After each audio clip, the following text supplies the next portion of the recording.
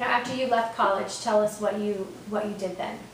When I left college, I got married, and I was a secretary in a church, and I worked in a Christian school, and I did not play the piano at all. I didn't even touch the piano for years, actually. And I sang, but I wasn't really involved in the music ministry area. My husband and I were youth pastors, and then we moved for a while, and I wasn't anything for a little bit. I was just a wife and a pregnant, soon-to-be mom. And then I ended up deciding to be the church secretary again. And so at that point, I was my father's secretary. He was the pastor. And I enjoyed all of the clerical type things. And so I kind of think I allowed myself to lose focus. Okay. Instead of focusing on the worship ministry that you God had called you to.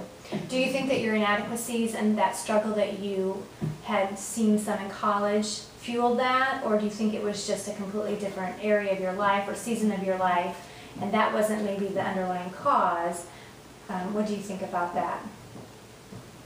I think they both could have something to do with it. I think that my fear of failure and my fear of the inadequacies and not wanting to face struggle anymore, to not have to work at it anymore, it was easier for me to avoid that and to focus on all of the new things in my life. I was going to be a mom. We had moved, doing things clerically that I knew I could do, and I could do them well, and I didn't have to work very hard to do that.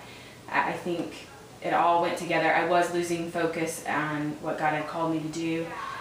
My inadequacies, I'm sure, had a lot to do with it, my fear of falling and failing. But I also do think it was a season that was needed in my life. Okay.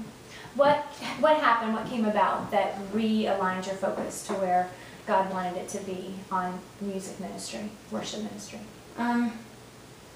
Well, I watched my church flounder and struggle because their music ministry was kind of falling apart. The people that could play the piano were leaving the church, and there were other situations that occurred. And the pastor called on anybody that could play the piano, and there were very, very few that could. And my husband could play a few songs, and he started playing. And I think the first little thing that hit me was whenever I was teaching him how to play the piano, but I couldn't play myself. When I was telling him, you play this and play this so you could play more songs at church. And the situations where our group at our church went and we sang at another community event, and we had worked really hard and we had a song together. The whole group of us had worked together, and they wanted us to sing another song, and we all kind of had a panic moment because we only could play a certain amount of songs.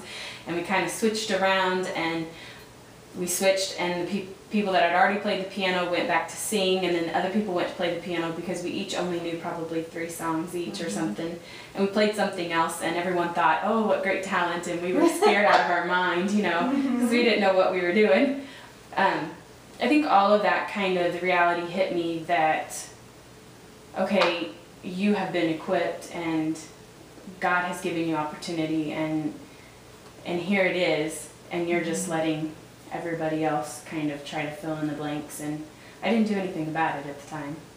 I just let it go.